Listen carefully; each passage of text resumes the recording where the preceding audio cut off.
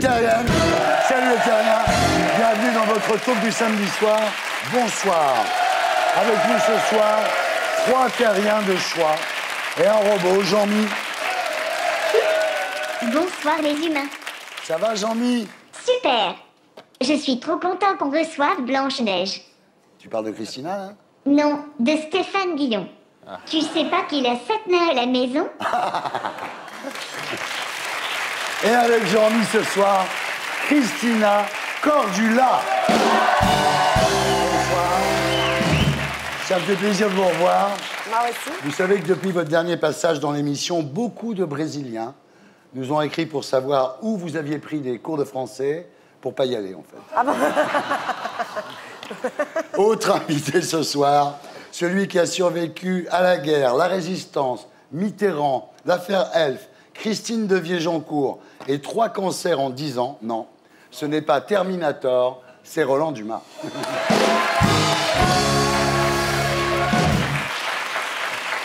Et Stéphane Guillon. Stéphane Guillon, bonsoir. Très heureux de vous revoir. Vous savez que vous faites partie, de toute façon, des grandes figures historiques de Canal+, au même titre que Roger Zabel, Guillaume Durand, Alexandre Devoise, Thierry Dujon, oui. Mouloud Achour, oui. En P3 après le zapping et Gaspard Proust. Nous accueillerons notre terrien du samedi 20h ce soir, Benjamin Lesage, qui a fait le tour du monde sans argent en 2010 et qui a définitivement adopté ce mode de vie. Voilà, l'émission s'appelle Salut les terriens, le robot s'appelle Jean-Mi et le groupe Les Gréments de Fortune.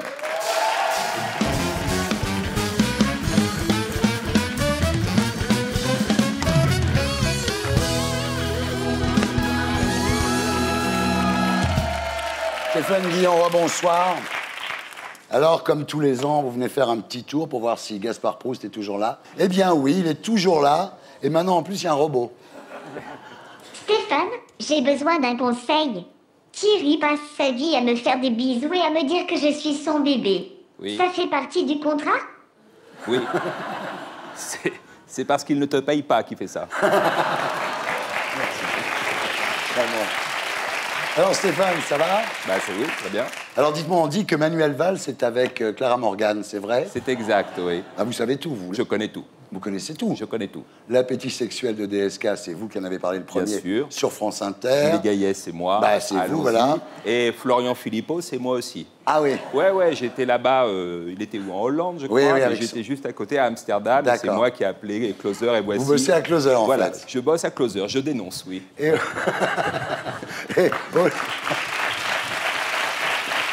dites-moi, Hollande et Gaillet, ils sont toujours ensemble?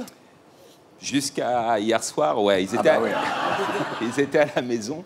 Ça s'est plutôt bien passé. Bien, alors Stéphane, en tout cas, sur vous, Thierry, j'ai toujours été d'une discrétion absolue. Il n'y a rien à dire sur moi. Avant, Stéphane, vous étiez ça.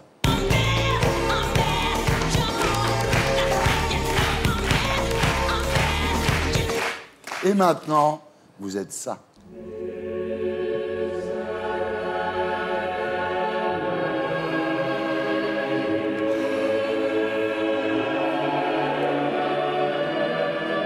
Vous interprétez l'abbé Dubois dans Le Système, la pièce d'Antoine Rau, mise en scène par Didier Long au Théâtre Antoine. Alors, pour rentrer dans le rôle de l'abbé, vous êtes privé de relations sexuelles pendant 6 mois? Oui, et j'ai été voir des mineurs. C'est normal. C'est bien, ça démarre bien. Oui. Hein? Est-ce que croire en Dieu, pour vous, c'est un rôle de composition? Vous savez, l'abbé Dubois, c'est un abbé particulier, quand même. Oui. Ça ne vous a pas échappé. Oui. D'ailleurs, regardez, je me lave les mains, d'ailleurs, comme un abbé. Alors, dans Le Système, vous êtes sur scène avec Laurent Deutsch. Alors, j'ai rassuré tout le monde. Non, Laurent Deutsch ne raconte pas l'histoire du Théâtre Antoine avant le début de la pièce, ni celle de la station de métro Strasbourg-Saint-Denis. Quoique le Théâtre Antoine s'appelait à l'origine le Théâtre des Menus Plaisirs, puis le Théâtre des Arts, puis l'Opéra Bouffe, puis la Comédie Parisienne. Vous le supportez, ça va? C'est-à-dire qu'on lui a interdit de parler d'histoire dès le départ. Je vous admire beaucoup. Mais c'est un garçon brillant, très brillant, très attachant. Je tiens à lui rendre cet hommage. Alors, le pitch. Louis XIV meurt, la France est ruinée, et un Écossais, John Lass, prétend pouvoir sortir la France de la crise en inventant le premier système de billets de banque. Il va réussir à convaincre le régent. Son système va marcher, mais la spéculation le fera éclater. Oui, c'est ça. Ça va s'écrouler peu à peu. Non, c'est une pièce qui amuse beaucoup le public. C'est pour ça que Laurent Ruquier a voulu la produire. C'est parce qu'il y a énormément de similitudes avec la période que nous traversons actuellement. Absolument. C'est vrai. Il a créé une banque. Oui, une banque là, bien sûr. La Banque Royale. Le premier banquier. C'est une pièce qui parle d'un État en faillite, des excès de la finance, D'un impôt qui étrangle les gens. des intrigues d'une cour cupide et libertine. Est-ce que le régent va voir sa maîtresse en scooter?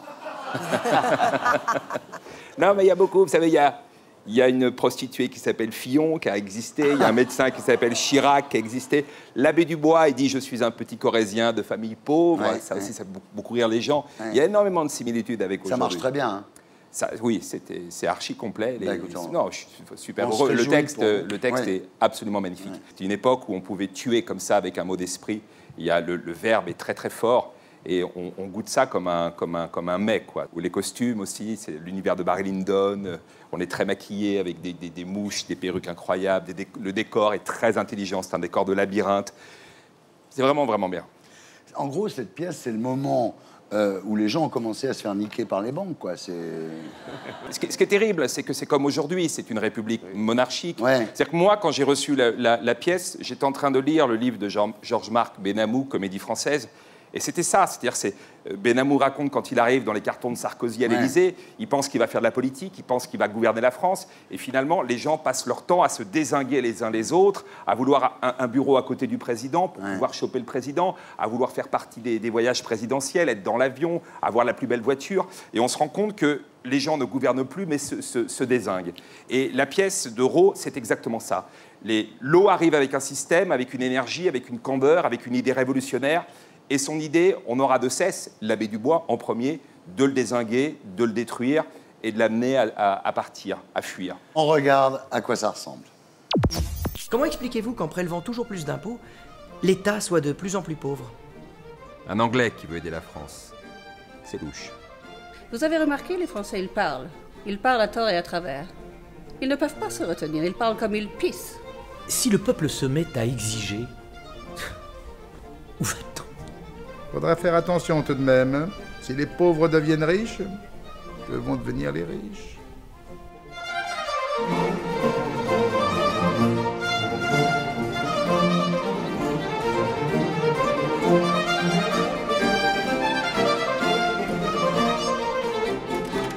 Voilà le système au Théâtre Antoine avec Laurent Deutsch, Stéphane Guillon, Urbain, Cancelier, Marie Bunel, Éric Métayer, ils sont tous, Stéphanie Caillol, ils sont tous formidables. On se sent comment en soutane? On se sent bien, on se sent à l'aise. Vous êtes à poil sous la soutane? Mais je vous ai déjà posé la question. Si je ne joue pas un Écossais, c'est John Law, l'Écossais. Moi, je suis l'abbé. Oui, non, mais ça me fait du bien. J'ai dit des méchancetés pendant des années, et là, je suis dans une période de rédemption. Et ça me fait beaucoup de bien d'aimer les gens comme ça. Vous avez l'air heureux en ce moment. Ouais, avec vos yeux de cocker, on ne sait jamais. Mais... Ouais. Si, vous êtes heureux. Vous kiffez, là.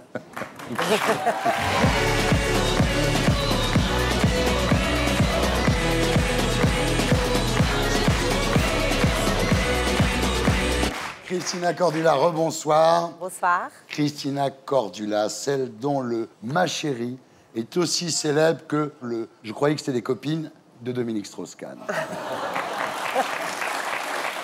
Christina, j'adore quand vous parlez, parce que vous êtes sûrement la seule personne au monde dont l'imitation est moins exagérée que l'original. Voilà. Ils n'arrivent pas à faire pareil. Vos émissions sur M6 marchent très bien. D'ailleurs, sur M6, M, ça veut dire magnifique, non? Alors, on vous a connu avec Nouveau look pour une nouvelle vie. J'adore vos relookings. Celui de Jean-Marie Le Pen est très réussi. L'idée de mettre des robes, des jupes et une perruque, c'est très, très bien, franchement. Bah voilà. Merci. En revanche, sur François Hollande, je crois que vous êtes un petit peu emballé. J'aime bien la chapka, mais le manteau, c'est vrai que... Le manteau, c'est too much, hein, c'est un franchement. problème. Alors, vous avez toujours votre coupe Playmobil, hein. Voilà. Ah oui. Théo va bien, hein. C'est David Pujadas qui a Ben justement, c'est la coupe David Pujadas. Absolument. Christina, tu penses qu'il y a un gros travail à faire sur le style de Thierry? Ah non, mais attends, mais Thierry, c'est déjà le summum de la France. C'est-à-dire qu'on parle de Thierry Ardisson, qu'est-ce qu'on dit? Il est classe, bien noir, donc on ne peut pas changer, ma chérie. Et voilà. Eh oui. Faut rester Désolé, comme ça. Jean-Yves. Si on change, ça va flop. Voilà. D'accord. Non, elle est bien. Le danger avec Thierry, c'est qu'il faut qu'il reste habillé absolument. Il ne faut surtout pas qu'il... Sinon, il y a les reines du shopping. Tous les jours, à 17h25 sur M6, on regarde. Ma deuxième tenue. Oh, pour briller en société, c'est l'idéal. Ça me boudine un peu, il me faut quelque chose de beaucoup plus fluide, mais dans les pailletés, j'aime bien. Et pour le coup, vous êtes servi. Notre fashionista Latifa? Ah, elle est juste magnifique. Ah. Mais pas pour elle. Oh, magnifique, mais pas pour toi, sympa. Mais sur qui alors? Je me vois bien dedans. On n'est jamais mieux servi que par soi-même, Latifa.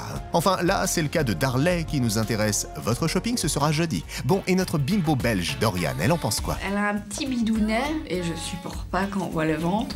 C'est un bide du côté de la Belgique une fois, c'est même un bidounet. Bon, et vous pensez qu'elle va plaire à Christina, cette robe, Darley? Non, ma chérie, c'est pas pour toi, t'as bien raison, ça te sert partout, on voit tout. Je pense que ça va pas. Voilà. Les reines du shopping, c'est un gros succès sur M6. C'est une émission que ça m'amuse. C'est une émission qui est fédératrice. Oui. Parce que j'ai des petites fans de 8 ans jusqu'à... Oui, les gens adorent dans ça. l'émission, jusqu'à 75 ans. J'ai déjà reçu de dames de 70 ans, 75 ans. Donc c'est très fédératrice et c'est sympa de dire aux gens vraiment des fashion faux pas, des choses qu'il ne faut pas faire. C'est des conseils très généraux, bien évidemment. Et donc, quand on fait avec le cœur, c'est comme ça qu'on devient les reines du shopping. Reines du shopping, voilà. Alors, Christina, j'en profite puisque Roland Dumas est là. Est-ce que vous pouvez lui donner une adresse où on peut trouver des chaussures à moins de 2000 €? Ah, ouais. En fait, le vrai problème, c'était pas tellement les chaussures à 2000 €, c'était les chaussettes à 3000 €. Oh là là là. C'est ce qui a choqué les gens à l'époque. Hein. Ouais. Surtout quand on les perd dans la machine à laver, c'est chiant. Ouais, c'est ça. oui. 1500 € la chaussette. Alors l'avantage, en tous les cas, avec les reines du shopping, c'est que contrairement à la Nouvelle Star, il n'y a pas de disque qui sort après. Ça, c'est quand même... Oui, c'est même un gros avantage. Alors Christina, vu votre sens du look, j'imagine que le moindre détail qui cloche chez un homme, ça doit être pour vous un tue-l'amour, non? Oui, il y a des choses qui, bon, il faut pas laisser passer, mais bon, il y a des autres choses qui, ça devient un peu même charmant, des petits défauts comme ça, c'est charmant, mais il y a des autres qu'il faut c'est pas possible. Bien, donc, les chaussettes blanches. Slip ou caleçon? Alors moi, je préfère le boxer. Le boxer. Ça, c'est personnellement, mais bon, après, il y a des hommes qui aiment bien. Mais moi, je pense que le pire, c'est les chaussettes Mickey, chaussettes blanches. Ah, ça existe, hein? Justement, Ça existe. on va faire une interview tue-l'amour. Ah.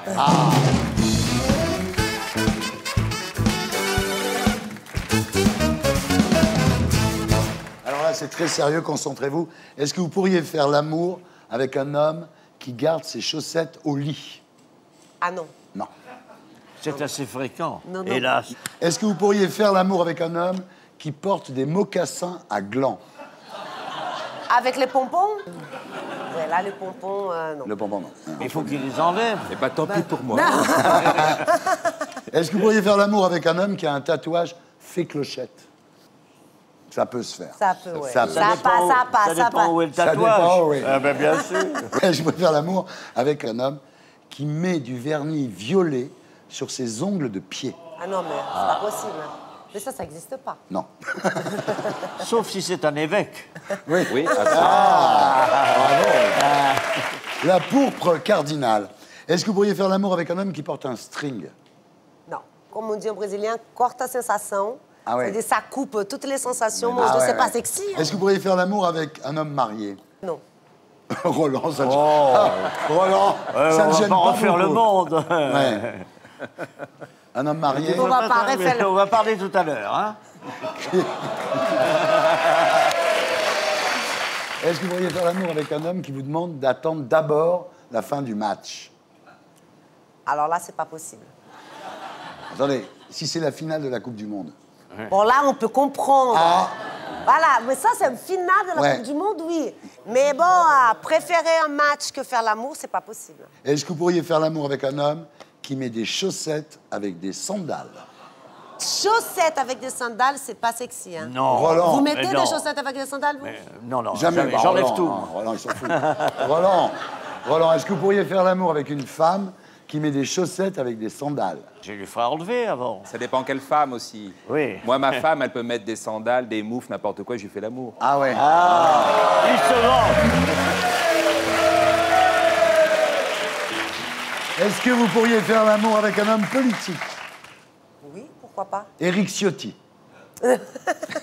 Non. Le Kojak des bacs à sable. Stéphane Guillon.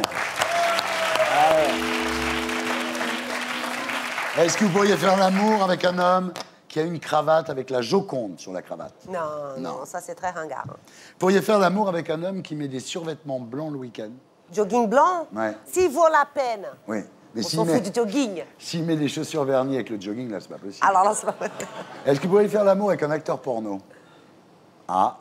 Baba. Non, parce que ces acteurs porno-là, pour moi, c'est pas du tout it's not my type. Ah oui, c'est non. Vous pourriez faire l'amour avec un gay? Non. Non. J'ai beaucoup d'amis gays, mais j'ai aucune attirance physique pour eux. Et avec un triste? Un triste? Ah non. Oh, Alors, je les pauvres, je peux peut-être l'égayer, la vie. Pourquoi pas? Est-ce que vous pourriez faire l'amour avec une femme? Non, non plus. Ça vous tente pas? Non, j'ai beaucoup d'amis homosexuels aussi. Et on a déjà parlé de ça. J'ai dit, mes copines, vous ne me touchez même pas, parce que c'est pas mon style. Hein. Donc vous n'avez jamais essayé, en fait? J'ai même pas essayé. Voilà. Christina, je rappelle le titre de votre livre qui est sorti chez Larousse. Ça s'appelle Style et Allure. Alors, l'avantage avec ce livre, Style et Allure, c'est que là, vous vous livrez vraiment, quoi. Oui, c'est personnel, parce que comme je suis dedans et que je parle vraiment des pièces qui me sont très chères et pourquoi et d'où ça vient et quelle est l'histoire. Oui, voilà, et je parle des 3 amours. C'est la mode, Paris et la France. Oui. Bien sûr, je parle des amours, mon fils et un grand amour, voilà. Mais dans mon travail, j'ai un grand amour par la France, j'ai un grand amour par le Brésil. Et la mode, c'est mon amour. Donc là, je fais un livre avec mon cœur. Très beau livre. Où je parle de tous mes voyages, pourquoi j'aime telle pièce et pourquoi je pense que ça, ce sont des vrais basiques de la garde-robe. Et voilà. Et l'histoire et tout ça. Christina Cordula, mesdames, messieurs. Et maintenant, Roland Dumas, bonsoir. Bonsoir. Alors, Roland Dumas, ancien avocat, ancien ministre des Affaires étrangères, ancien président du Conseil constitutionnel. Vous avez l'air en forme pour quelqu'un d'aussi ancien. Tout va bien. Ouais. Merci. Vraiment. Vous aimez bien, Roland? C'est votre canne? On a fait connaissance, mais ça va bien. Ouais. Hein? C'est un pur lover, Roland Dumas. 1000 maîtresses, 5000 selon la police. Ah bon?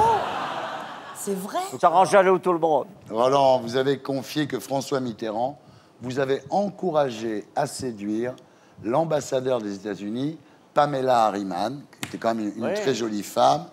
Et Mitterrand vous avait dit, monsieur le ministre, elle représente notre principal allié. Qu'attendez-vous pour vous rapprocher d'elle? Voilà.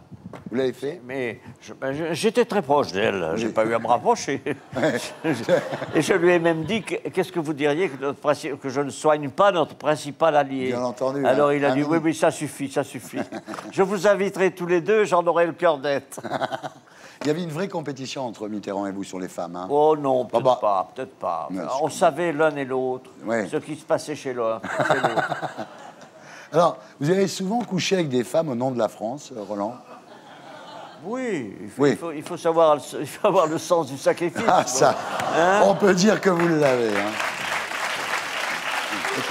Vous connaissez l'histoire célèbre de Herriot qui avait une mission en Pologne après la guerre de 14-18, je crois, oui, c'est ça. Et il s'était allé devant la dame qui était là et qui a manifesté sa superbe devant ce qu'elle voyait et qui lui a dit « Oui, madame, j'en suis très fier pour la France. » C'est beau le service de l'État.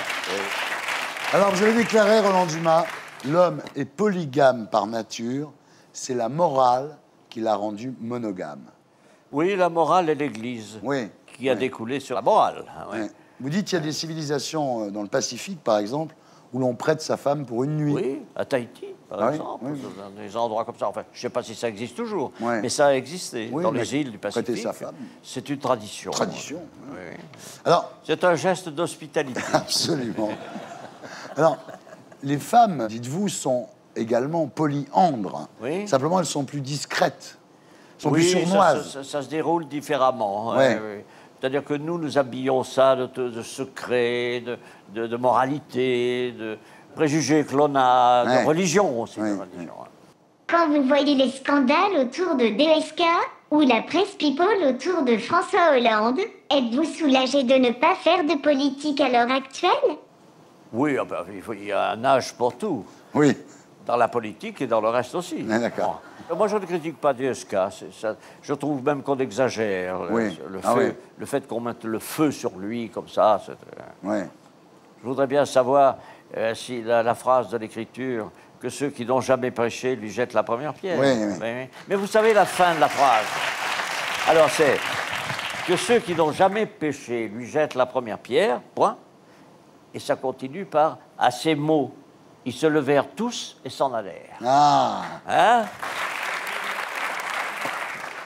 Alors, Roland Dumas, vous publiez au Cherche Midi un livre intitulé « Politiquement incorrect, secrets d'État et autres confidences », carnet 1984-2014. C'est bourré d'anecdotes, bourré de révélations incroyables sur les dessous du pouvoir. On découvre dans votre livre qu'à l'été 1984, François Hollande draguait tout ce qui bougeait. Dès que vous l'avez vu, vous vous êtes dit c'est un gros dragueur, quoi. Oui, enfin, il avait déjà la réputation, c'est pas moi qui l'ai faite. Mais il était mon directeur de cabinet quand j'étais ministre des Relations avec le Parlement. Mais j'ai vu son entre-gens, la façon dont il intervenait entre les gens, les femmes, les hommes. Et je me suis dit, il a du talent. Vous dites les femmes se méfiaient de son côté baratineur. Il leur disait, mon ennemi, c'est la finance, déjà. Il avait un scooter à l'époque? Mais il s'en servait très peu. D'accord. C'est un baratineur. Oui, il est très, comme on dit, câlin. C'est ça, il est très, comme ça, entre deux. Du reste, il applique dans la vie et dans la politique les qualités qu'il affiche ailleurs. Vous savez, les hommes ne sont pas différents. Au lit, quand même, j'imagine qu'il hésite moins que dans ça, je sais pas, j'y étais pas. Vous pensez qu'au lit, je sais pas si je vais te déshabiller maintenant ou plus tard. Oui, je ne connaissais pas ce talent. Ça balance ici. Ça balance pas mal à Paris, ça balance pas mal. Ça balance pas mal à Paris, ça balance aussi.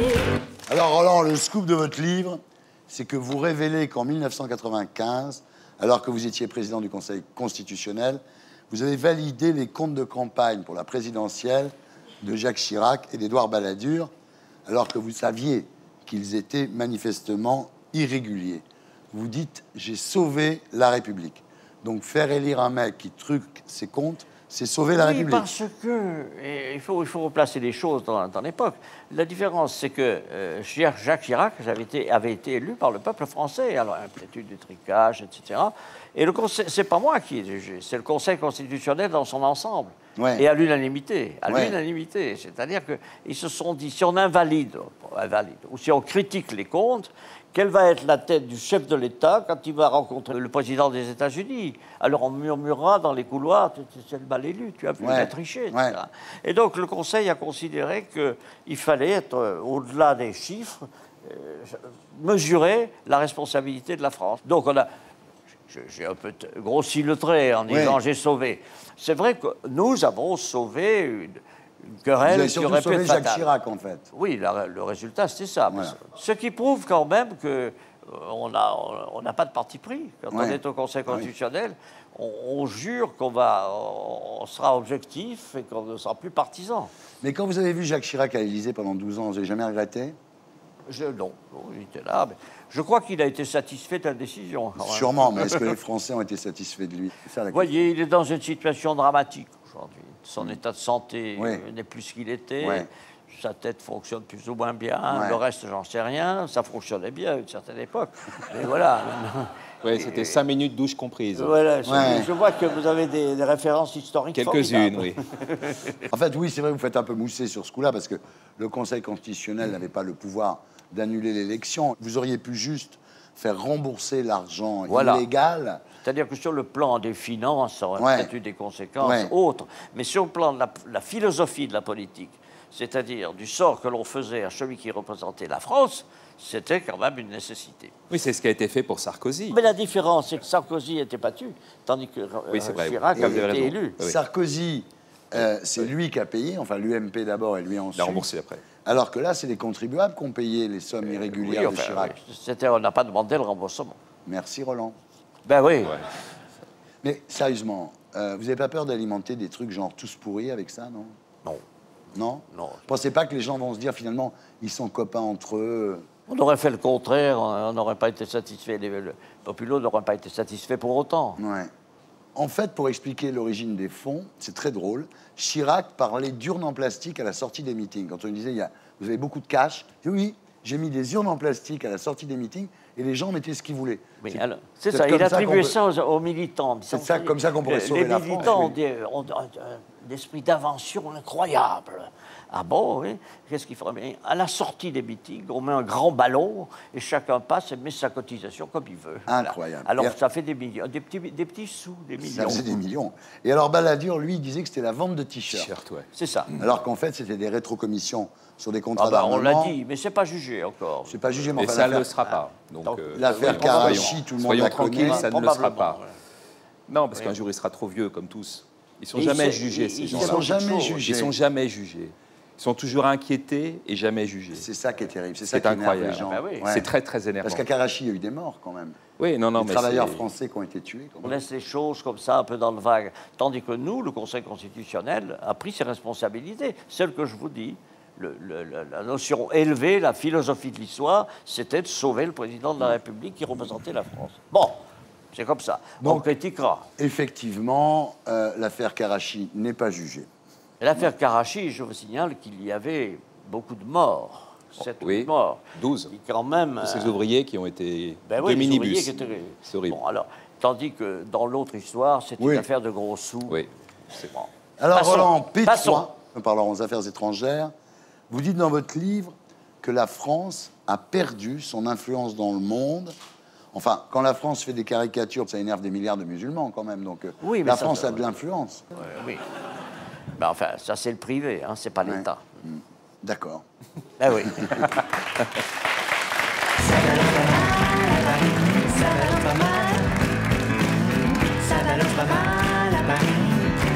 Nous accueillons notre terrien du samedi 20h, ce soir, Benjamin Lesage. Bonsoir. Alors, Benjamin, en 2010, convaincu que l'argent corrompt les hommes, avec 2 copains, vous avez décidé de voyager autour du monde sans un sou en poche. Et cette utopie d'étudiant s'est finalement transformée en un véritable projet de vie. Aujourd'hui, de retour en France après 3 ans de voyage, vous vivez toujours sans argent. Votre but est simple, ne plus jamais toucher un billet de banque de votre vie. Alors Benjamin, cette histoire, vous la racontez dans un livre paru chez Artaud, intitulé « Sans un sou en poche » et à 20h dans Salut les Terriens. On passe maintenant au dossier de la semaine avec l'édito de Blacko. Ce soir, nous poserons la question, en politique étrangère, la France est-elle devenue le caniche des Américains? Le caniche.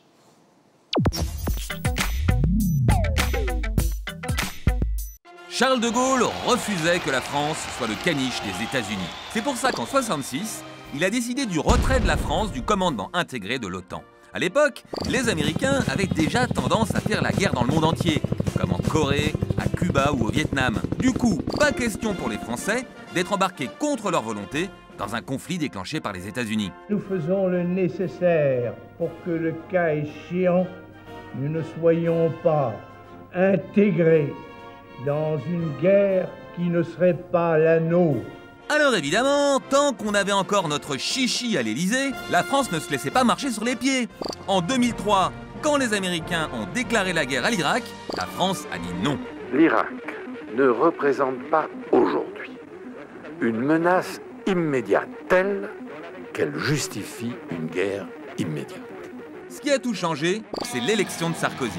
Même s'il n'aligne pas 3 mots d'anglais, Sarko adore les States. Some called me Sarkozy the American. Résultat, en 2008, Sarkozy a décidé de réintégrer la France dans l'OTAN. À l'époque, François Hollande était scandalisé, au point de déposer une motion de censure à l'Assemblée. Nous exprimerons le refus d'un retour vers l'OTAN et ce faisant, nous défendrons l'indépendance de la France. Évidemment, depuis qu'il est élu, Hollande n'a jamais remis en cause l'intégration de la France dans l'OTAN. Bien au contraire. Voyage officiel aux États-Unis, célébration du débarquement, il adore afficher sa bonne entente avec Obama. Pour montrer sa fidélité aux Américains, Hollande était même prêt à se joindre à eux pour attaquer Bachar el-Assad. En Syrie, j'ai été sollicité. Il a montré les crocs, il était prêt à mordre, mais dès qu'Obama a dit stop, la France est sagement rentrée à la niche. Face à Poutine, c'est la même chose. La France s'aligne sur Washington. 64% des Français pensent que nous devrions livrer les vedettes Mistral à la Russie. Oui, mais voilà, Obama a dit que c'était une mauvaise idée. Du coup, Hollande a suspendu la livraison. Nous n'avons pas besoin à la tête de l'État de quelqu'un qui se fixe comme programme d'être le futur caniche du président des États-Unis. À l'époque, Fabius parlait de Sarkozy. Mais est-ce qu'aujourd'hui, ça ne vaut pas aussi pour Hollande? Voilà, c'était l'édito de Blacko, mise en image de Julien Grapp. Bravo Blacko, bravo Julien, voilà. Alors en politique étrangère, la France est-elle devenue le caniche des Américains? C'est vrai que jusqu'à Mitterrand et Chirac, la France avait une politique étrangère, disons, gaullienne. La rupture date de la décision de Sarkozy de réintégrer le commandement intégré de l'OTAN que De Gaulle avait quitté en 1966. Alors, Roland Dumas, pourquoi Sarkozy a-t-il rejoint l'OTAN? C'est à lui qu'il faudrait poser la question, mais ce résumé est très bien fait. Vous avez le rapprochement des dates, c'est significatif. La plupart des Français ont oublié tout ça. Ouais. Mais la phrase dite par De Gaulle, « Je ne veux pas que la France soit intégrée dans un conflit où ses intérêts ne sont pas menacés », tout est dit. Ouais. Et il a fallu la décision de Sarkozy, et puis après, quand même, celle de François Hollande, qui, le jour de son élection, sans débat, sans consultation, a dit « Bien sûr, nous resterons dans le commandement intégré ». Pourquoi la France a perdu cette indépendance? Bon, d'abord, je pense que ça vient du fait que nous étions faibles économiquement. Donc, c'était une occasion de se réinsérer. Deuxièmement, c'était une façon aussi de se rapprocher de l'Allemagne, car l'Allemagne était beaucoup quand plus même atlantiste que nous. Heureusement, ce qui s'est produit ces jours-ci me réconforte un peu, parce que vous avez pu remarquer quand même que c'est deux pays de l'Europe, l'Allemagne et la France, qui ont géré cette question et qui ont amené à ce petit changement d'origine. Et aujourd'hui, les États-Unis ne font qu'applaudir. Bon, on va voir combien de temps ça va tenir. Mais c'est un progrès. En fait, les problèmes avec Poutine au sujet de l'Ukraine sont nés quand les Américains ont essayé de faire rentrer l'Ukraine dans l'OTAN, alors que l'engagement avait été pris de ne pas le faire au moment de la chute du mur de Berlin. C'est vrai que quand Gorbatchev a fait la politique qu'il a faite, on a signé à Moscou un traité dans lequel il est dit que les puissances occidentales de l'OTAN prennent l'engagement de ne pas rapprocher leurs troupes des frontières de l'URSS. Alors, si vous regardez un peu comme ça la face de l'Europe, depuis les pays du nord de l'Europe, hein, ensuite la Pologne, on ne peut plus être, on ne peut pas être super américanophile, super, c'est incroyable. Ouais. Et puis maintenant, l'Ukraine, ça fait un rideau qui arrange l'OTAN. S'ils entrent tous à l'OTAN, on change l'équilibre du monde. Et c'est ce que ne voulait pas De Gaulle, c'est ce que moi je ne voulais pas, c'est ce que le président de la République, pour lequel j'ai travaillé, François Mitterrand, ne voulait pas non plus. Bien sûr. Alors, les Russes sont victimes sans doute de la propagande du Kremlin, mais est-ce que nous, en France, est-ce qu'on n'est pas autant victime de la propagande américaine? Le jour où je regardais, le Pentagone a sorti un document disant que Poutine était autiste. Est-ce que ça, c'est pas de la propagande de guerre? D'abord, c'est une injure à l'égard d'un chef d'État. Ouais. Bon, d'abord. Et puis ensuite, c'est de la propagande. Ça s'appelle comme ça. En plus, tout ça est tiré de votre livre. Les Russes ne sont pas notre ennemi aujourd'hui. Aujourd'hui, notre ennemi, c'est l'État islamique. Bien sûr, mais est-ce que vous ne croyez pas que l'attitude et les prises de position de Poutine depuis quelques années, on n'a pas besoin de nous dire qu'il est autiste. Poutine, quand même, apparaît comme quelqu'un avec ses engagements et ses prises de position, comme quelqu'un qui n'a pas toute sa raison. Stéphane, c'est une position de bobo parisien. Tu crois ça? Ah oui, Poutine, il défend son pays, comme tous les présidents doivent défendre leur pays, c'est tout. Non, quand il soutient le régime de Bachar el-Assad, quand il prend des positions comme ça qui sont absolument terrifiantes, je ne pense pas que ce soit une position de bobo, de craindre M. Poutine et de penser vraiment que c'est un dingue. Mais vous savez, il faut respecter chaque pays. Il ne faut pas vouloir, comme on l'a cru à un moment, qu'on peut imposer un type de démocratie à l'occidental dans les pays qui ne sont pas. Regardez ce qui vient de se passer en Libye. Bon, ben, je connaissais bien Kadhafi, j'y allais, je le voyais, je savais comment il fallait faire avec lui. Il fallait dire, écoutez, on va bombarder votre piste. Non, vous n'osez pas. On va bombarder la piste, et puis après, il s'inclinait. Bon. Eh bien, c'est la même chose. Aujourd'hui, c'est la guerre civile. C'est la guerre civile entre Benghazi et Tripoli. Et à l'intérieur même, il y a des clans où ils se battent entre eux. Où est le progrès? C'est très compliqué parce que Kadhafi était un monstre aussi. Il faut choisir entre la peste et le choléra. Un dictateur, ça se contrôle, pas des bandes armées, voilà. Alors, le 5 avril 1986, vous conseillez à François Mitterrand de ne pas laisser les avions américains qui vont bombarder Kadhafi de survoler la France. Vous dites à François Mitterrand, c'est prémonitoire, la Libye serait en proie à une déstabilisation qui ne serait pas sans conséquences sur la région. Le remède serait pire que le mal. Vous l'avez dit en 86. Mais vous êtes très gentil de le rappeler. Bon, j'avais oublié parce que j'ai dit tellement de choses. Mais je partage tout à fait ce point de vue, d'autant que c'est le mien, mais aussi parce que la situation nous donne raison. Alors, passons à la Syrie, parce que la France était prête à aller en guerre. Hein. Et là, aujourd'hui, on découvre que Bachar el-Assad, quel qu'il soit, encore une fois, il a tué 200 000 personnes, il a gazé son peuple et tout, mais on s'aperçoit aujourd'hui que c'est le meilleur rempart de l'Occident contre l'État islamique. Le terrorisme oui, mais ça ne tient pas. Il faut quand même faire quelque chose contre Bachar el-Assad. D'accord, parce qu'aujourd'hui... Ce type est un monstre qui torture les gens, qui les dépossède vivants. C'est une horreur. Bah oui, et voilà, c'est pas possible. Il faut trouver une solution qui soit sans les islamistes et sans Bachar el-Assad. Mais ne me traite pas de bobo parisien. Vous avez en face de vous c'est ton seul argument. L'exemple même de ce qui vous énerve, c'est-à-dire la diplomatie des bons sentiments. Mais non, pas du tout. La guerre au nom des droits de l'homme. Mais pas du tout. Je dis qu'il faut faire quelque chose sans Bachar et sans les autres. Est-ce qu'il faut changer Bachar comme on a changé Saddam Hussein, comme on a changé Kadhafi, et puis de voir la situation telle qu'elle se présente après? C'est la question.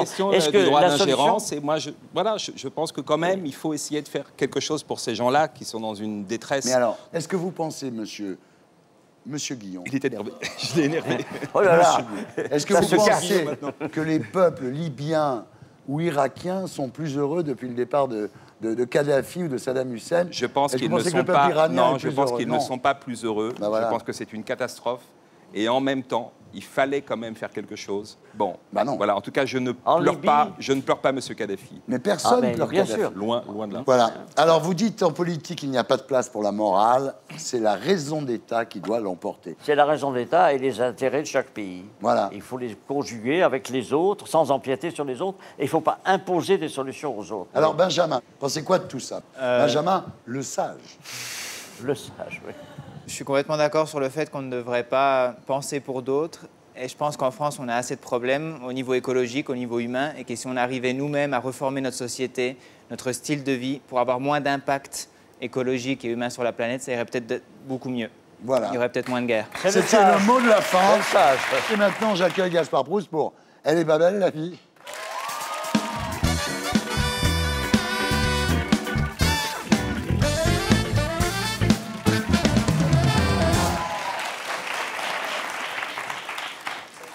Mon ex m'a envoyé un texto. Elle m'a dit bon, c'est pour pas que tu la prennes via quelqu'un d'autre, mais j'ai retrouvé quelqu'un. Alors j'ai répondu je suis vraiment triste que contrairement à moi, tu n'aies retrouvé qu'une seule personne. Courage. Alors, qui nous fait le plaisir donc Dumas, hein, l'homme qui d'année en année nous prouve à quel point François Mitterrand était une petite nature. Guillaume, toujours pas trouvé de maison? Toujours J'ai l'impression qu'on le voit tout le temps ici. Oui, et puis c'est ma maison. Bah oui, t'as fait combien de saisons déjà, toi, ici? 7. Moi, j'en ai fait 7. Donc tu peux t'accrocher. Oui, mais c'était... Oui, mais... non, mais...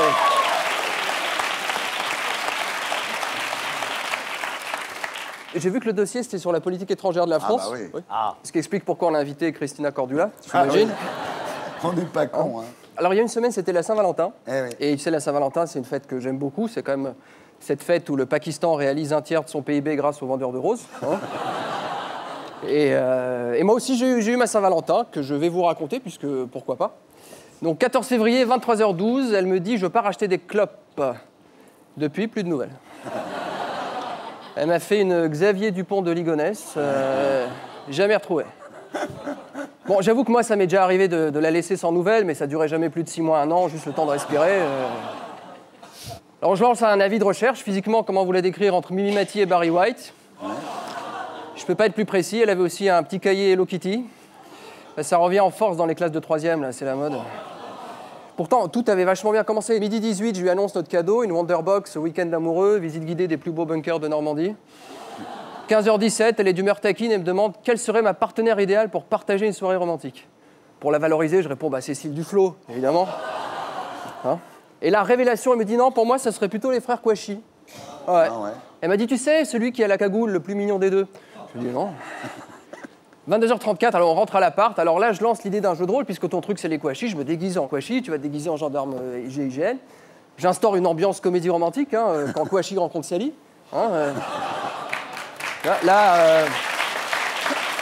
Et là, elle explose en larmes. Mais j'en ai marre des bars à soupe, des expos Jeff Koons, des showcases Christine and the Queens. Je veux du sable, de la poussière, du sang, faire l'amour avec un dromadaire. Je dis, mais... Fais-moi voyager en Irak ou à défaut, emmène-moi dans un endroit qui s'en rapproche. Je lui ai dit, le 19e arrondissement, c'est pas loin. Hier, j'ai vu Thierry Lepan. Ouais, on allait prendre un verre au Meurice. Oui, parce que il veut s'inspirer de la salle à manger de l'hôtel pour décorer la cabane de son jardin. Il m'a dit, Gaspard, je suis soulagé, la CGT, j'en pouvais plus. Tu sais qu'à la fin, ils m'ont baissé de moitié la limite de ma carte Gold. Non mais franchement, toi et moi, t'as déjà essayé de vivre avec à peine 20 000 € par mois à Paris? Quand je vois le mec qu'ils ont mis à ma place à la CGT... Ah oui. Oui, ils ont mis le mec, tu vois, Martinez... Il m'a dit, mais le type, il est complètement coupé des réalités, quoi. Et il est persuadé que Berluti, c'est une machine à fraiser des boulons. Rien que sa tronche, tu vois, que... Tu sais pas s'il faut lui dire bonjour ou lui mettre un coup de pelle, quoi, tu vois, c'est le mec, on dirait Landru sous absinthe, hein, c'est... Politique toujours. On parle beaucoup de l'esprit du 11 janvier. Et on se dit, mais qu'est-ce que l'esprit du 11 janvier? Eh bien, j'ai fait des recherches et j'ai trouvé, perdu dans un livre de contes, cette histoire que je vais vous lire. Alors, ce conte s'appelle « Hollandin et la lampe magique ». Il était une fois un petit homme, humble et passe-partout, qui jusqu'en 2010 exerçait le métier de premier secrétaire du PS. C'est dire à quel point cet homme était faible et sans ressources. Un jour, un cadre du parti lui dit « Eh dis donc, Flamby, tu peux pas aller me chercher le rapport de Martine dans la cave à Solferino ?» Hollandin s'exécuta. Il descendit l'escalier qui menait à la cave. La lumière était tremblante. Non pas parce qu'il y avait du vent, mais parce que le chandelier appartenait à DSK et qu'il ne l'avait pas désinfecté auparavant. Il se mit à fouiller les archives du PS quand soudain, un mouvement brusque fit courant d'air et le chandelier s'éteignit. Seul dans le noir, n'en pouvant plus de ne pas trouver la minuterie, il se posa contre le mur. Et cela lui donna furieusement l'envie de se gratter le dos. Comme l'ours Balou. Sauf que le mur n'était pas un mur, mais un vase magique dont sortit un génie fabuleux. « Bonjour maître, je suis le génie de ce vase. Tu as 3 vœux. Que puis-je faire pour toi ?» Hollandin, surpris mais pas con, lui dit « Oh, j'ai bien un vœu, mais je crois qu'il est trop impossible à réaliser. Je réalise tous les vœux, lui répondit le génie. « Oh non, mais ça j'en doute, vraiment. Moi, enfin, je voudrais bien être président de la République, mais... » Le génie le regarda plus minutieusement et lui répondit « En effet, il faut que je vérifie avec ma hiérarchie. » 1 heure plus tard, il dit à Hollandin « Écoute, je suis le premier étonné, mais c'est possible. » C'est ainsi qu'Hollandin devint président de la République. Mais à peine élu, sa princesse commença à les lui casser menu. Sitôt, il fit un deuxième vœu. En une nuit, cela fut fini. Hélas, à peine la casse-couille congédiée, sa cote de popularité continue à dégringoler et, à quoi malheur, vient s'ajouter une catastrophe meurtrière. Génie, oh génie, je suis dans le caca, que faire? Ne t'inquiète pas, j'ai ce qu'il te faut, un slogan très beau et très enlevé, l'esprit du 11 janvier.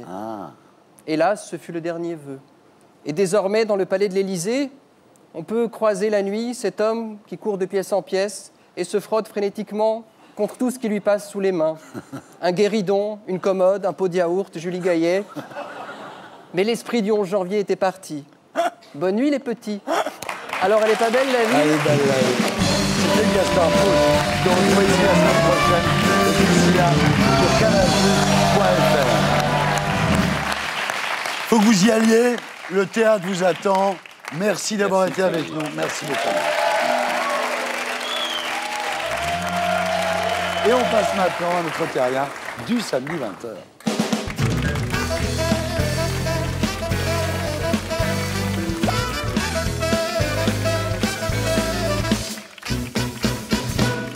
Benjamin Lesage, rebonsoir.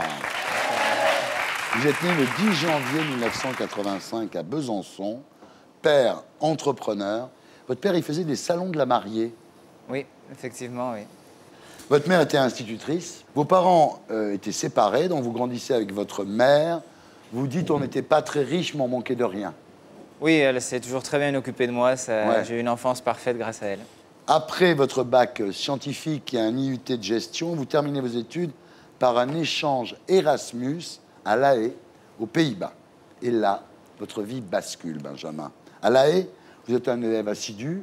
Vous travaillez comme plongeur dans un restaurant pour payer votre loyer et vos sorties. Et le week-end, après quelques bières et quelques pétards, vous refaites le monde avec vos potes, quoi. C'est comme ça que vous rencontrez Nicolas, qui est italien, et Raphaël, qui est allemand. C'est comme ça que naît ce projet de faire un voyage La Haye-Mexico sans argent et en laissant l'empreinte écologique la plus faible possible. Donc nous avons décidé d'y aller en autostop, en bateau-stop, et d'y aller sans argent pour se forcer à ne pas consommer.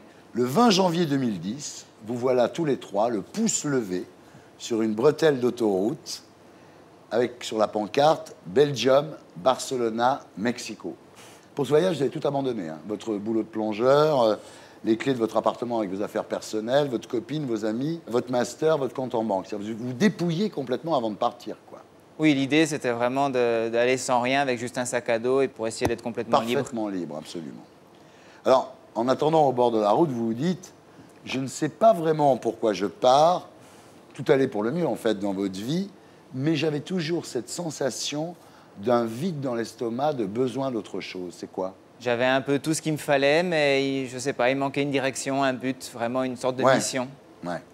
Alors finalement, vous trouvez un automobiliste qui vous amène à Rotterdam, il vous invite à dîner, vous êtes gêné, et là vous constatez le paradoxe de votre décision. Oui, c'est sûr qu'on n'avait pas spécialement pensé la chose très bien, donc on voulait partir sans argent, mais on n'avait pas réfléchi à ce qu'on ferait si les gens voulaient nous offrir des choses. Oui. Et c'est le réflexe premier que la plupart des personnes ont eu en nous voyant. Ils voulaient nous aider, nous payer des trucs, et ça a toujours été le plus difficile. Alors lui, il vous propose de dormir chez lui, et là, vous refusez quand même. Vous dites, non, on n'est pas parti pour être hébergé chez les gens, et vous vous retrouvez à 23 heures sur une aire d'autoroute, et vous finissez par dormir dans un hall d'immeuble. Oui, c'était la première nuit qui a été assez mémorable. On a frissonné toute la nuit, mais c'était une belle expérience. C'était le baptême du feu pour voir ce que c'était que d'être sur la route. Alors, vous repartez, et quelques heures plus tard, vous êtes à Lille, toujours le ventre vide, évidemment, ils n'ont pas d'argent. Finalement, c'est sur une aire de repos près de Lyon que vous finirez par faire ce que font tous les vagabonds, c'est-à-dire finir les assiettes des automobilistes. Mais qu'est-ce qu'on trouve dans les assiettes?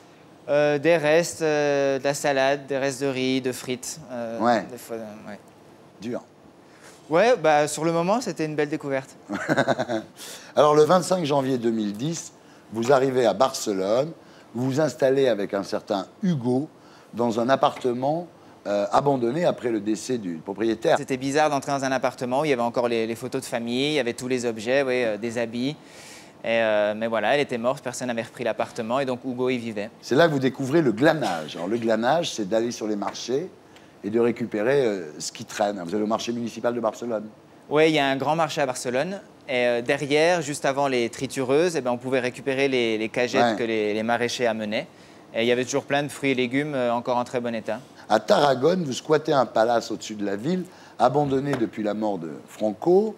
15 chambres, un escalier monumental, des lustres. Alors là, c'est la grande vie d'un coup. Oui, c'était l'opulence et c'était surtout aussi la réalisation qu'il y a énormément de maisons vides, et encore plus en Espagne, et c'est très triste. Ouais. Alors, arrivé au sud de l'Espagne, nouvel écueil, le détroit de Gibraltar. Comment prendre un ferry sans argent? Et là, vous découvrez que les chauffeurs de poids lourds sont autorisés à avoir un copilote. Exactement, ouais. Donc on pouvait passer gratuitement et en plus on avait le repas offert à bord. Vous arrivez au Maroc, là vous constatez que l'hospitalité des Marocains n'est pas une légende. Vous êtes hébergé, nourri, on vous file même un petit bout de shit, quoi. Hein. Tout va bien. Alors le voyage se poursuit jusqu'à Tantan, au sud d'Agadir. Là il fait chaud. Hein. Oui, il commence à faire chaud, ouais. Beaucoup de soleil et l'autostop est de plus en plus dur. Et le lendemain, vous rencontrez un couple qui part en voilier aux Canaries. Oui, pour nous, ça a été, on n'y croyait presque plus. On avait passé des jours dehors. C'était un moment où on doutait vraiment. Et d'un coup, il arrive et nous dit « Ah, moi, je vous prends, il n'y a pas de souci. » Et voilà. Alors, vous enchaînez plusieurs bateaux-stop jusqu'au Cap-Vert. Et là, vous découvrez quand même la grande astuce. C'est-à-dire que vous faites héberger, nourrir, transporter en échange de services. Exactement, oui. Alors, c'est comme ça que vous traversez l'Atlantique. Oui, on a traversé grâce à 2 capitaines italiens qui allaient jusqu'au Brésil. Et qui ont accepté de nous prendre les 3. Ils cherchaient 2 blondes pour le voyage, mais ils n'en ont pas trouvé, donc ils ont accepté de nous prendre. Voilà. C'est vrai. Alors, c'est durant cette traversée que vous commencez à construire votre utopie, l'espoir qu'un jour les gens vivront sans argent, et d'une. Et puis aussi, deuxième fondement de l'utopie, ne plus jamais toucher un billet de banque ou une pièce de monnaie. Sur le moment, on s'est pris cette décision en se disant qu'il fallait... Il y a beaucoup de tentations avec l'argent, donc il fallait qu'on se force à ne plus jamais en utiliser pour aller jusqu'au bout de notre quête. Oui. Alors, en Amérique du Sud, vous débarquez à Recife, et la première nuit, vous faites secouer par une bande de gamins qui sont défoncés à la colle. Dur. C'est la ville la plus violente au Brésil. Oui, on ne le savait pas à ce moment-là, mais on nous l'a précisé. Vous l'avez découvert, oui. Wow. Et quelques jours plus tard, vous faites entièrement dépouiller. C'est-à-dire... tout ce que vous aviez, c'est-à-dire vous aviez un ordinateur, vous aviez quand même gardé 3-4 choses. Mais ce qui est incroyable, Benjamin, c'est qu'à ce moment-là, vous vous sentez soulagé, en fait. Pas à ce moment-là. J'ai quand même eu plusieurs heures avant de me rendre compte.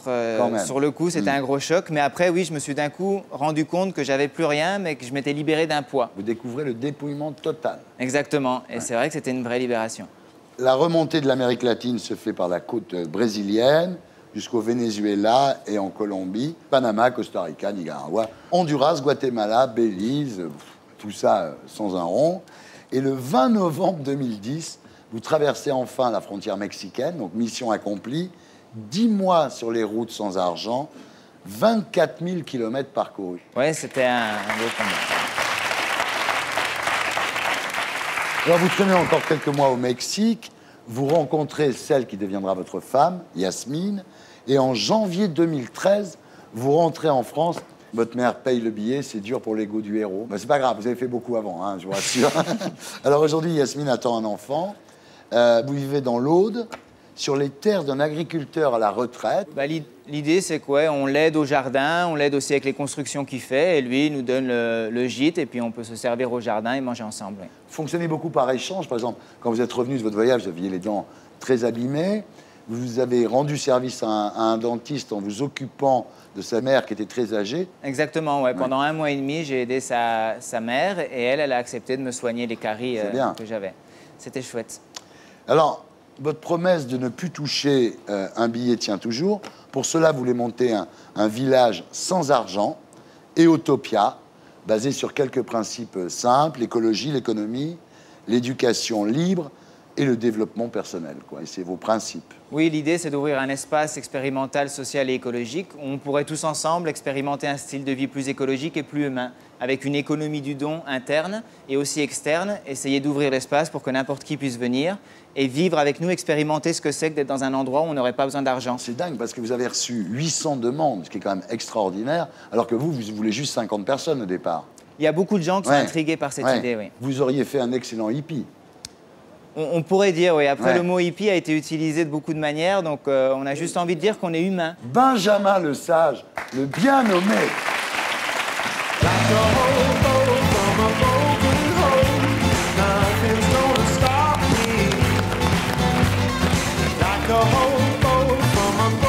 Voilà, c'était Salut les Terriens, votre talk du samedi, avec Jean-Mi, Christina Cordula, Roland Dumas, Stéphane Guillon, Benjamin Le Sage.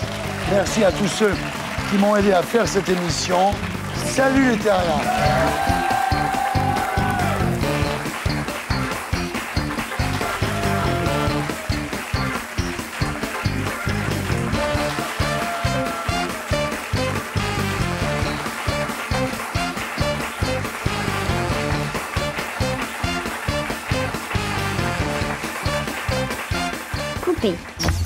Et pour être sûr de ne rien rater de Inarditube, abonnez-vous et mettez un pouce bleu.